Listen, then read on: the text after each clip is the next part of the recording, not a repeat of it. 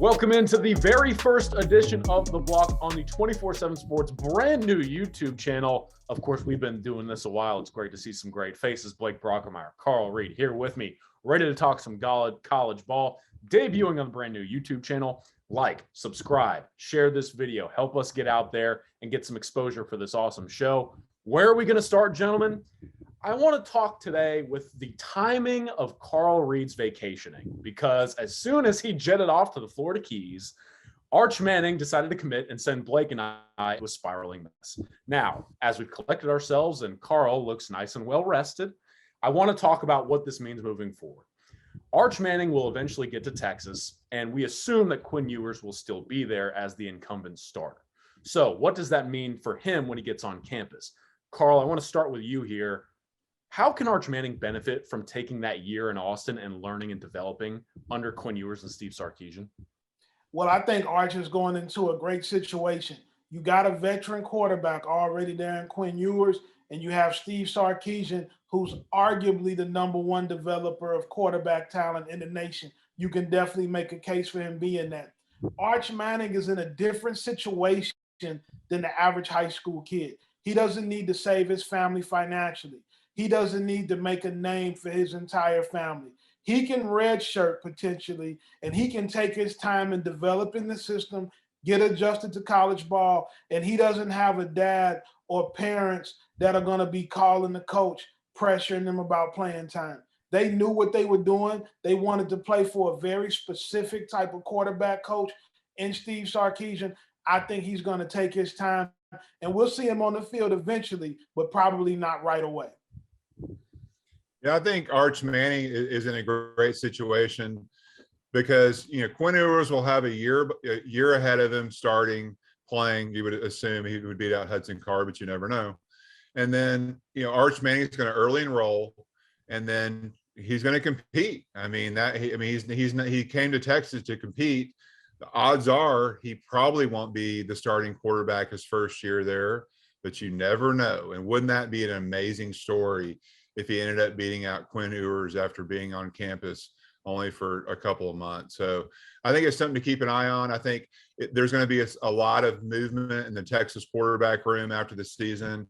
Obviously, they've got 3 quarterbacks on the roster. You would assume at least 2 of those guys would leave. So they're going to need him to be ready to play. Quinn Ewers is one play away from getting injured. So, hopefully that doesn't happen, but you have to be ready. He's going to cause a lot of dominoes to fall in the quarterback room there. And so it'll be an open competition, and, may the best man win.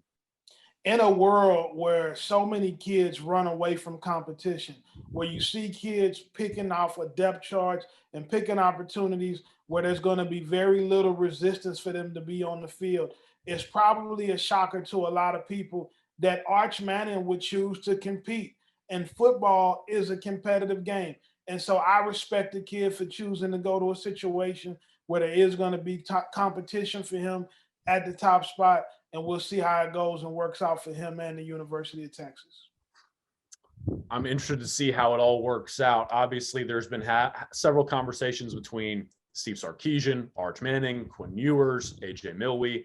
We think this is all going to work, but I want to talk about something that's not working right now. University of Florida has a recruiting issue right now in the current landscape of college football today. Billy Napier is obviously struggling to close on guys, but there's also the counter argument of how he's being supported outside program walls or even within them. And so we saw a flurry of action that essentially put Gators fans into a fit. And now there are questions surrounding the validity of Billy Napier and the Florida Gators' direction of the football program moving forward. Blake, I want to start with you. How do you perceive this perceived recruiting mess at Florida? And is it going to get better, or is this kind of a telling of the times?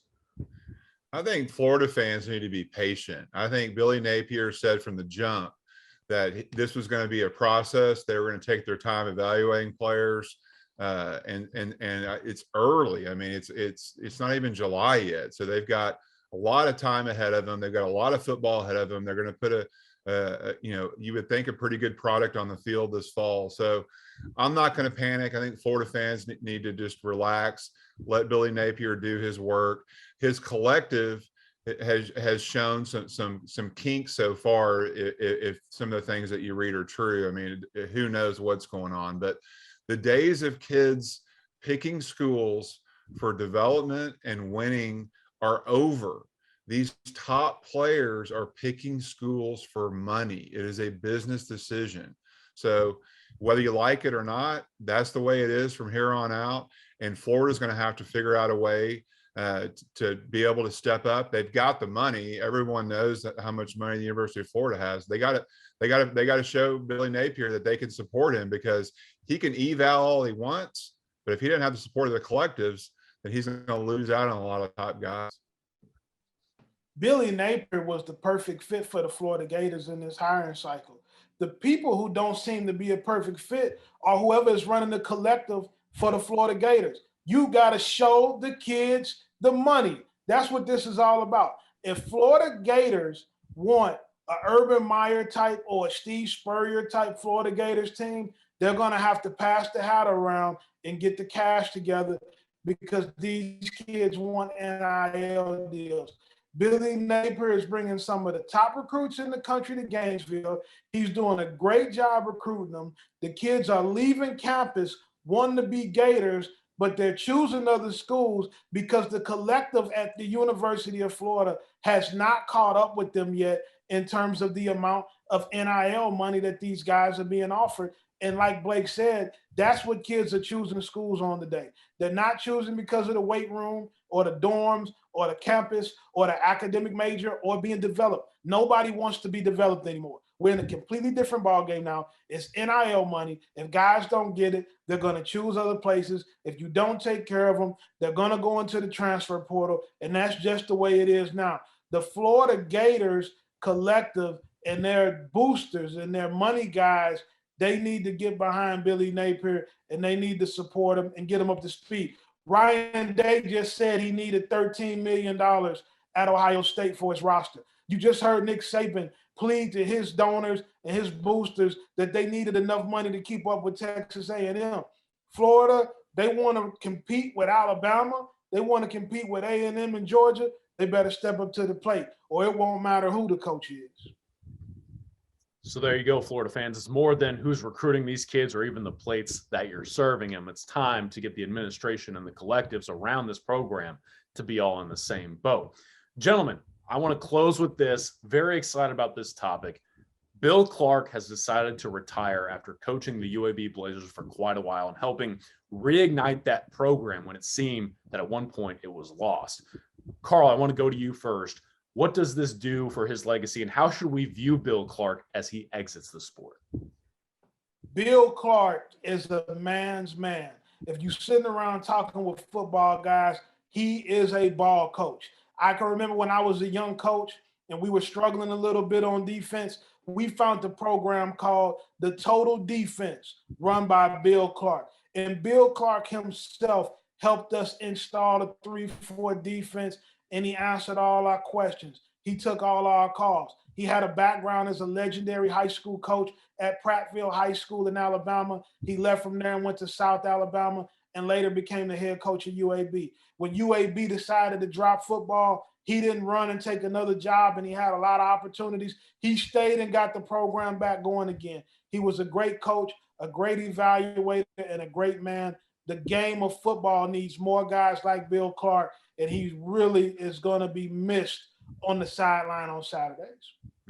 I think, Carl, besides, winning 2 Conference USA championships, going to 4 bowl games at UAB, I think the most impressive thing to me about Bill Clark, besides being a great football coach and a great defensive mind, is his ability in those 2 years where UAB was basically a dead football program. I mean, they had kids, but they couldn't play football for 2 years. To be able to motivate kids to work out and develop when they can't play football for 2 years that has to be one of the hardest things to do, because you're there to play football. And so, why am I doing all this when we can't even play? So that to me was probably his most impressive accomplishment.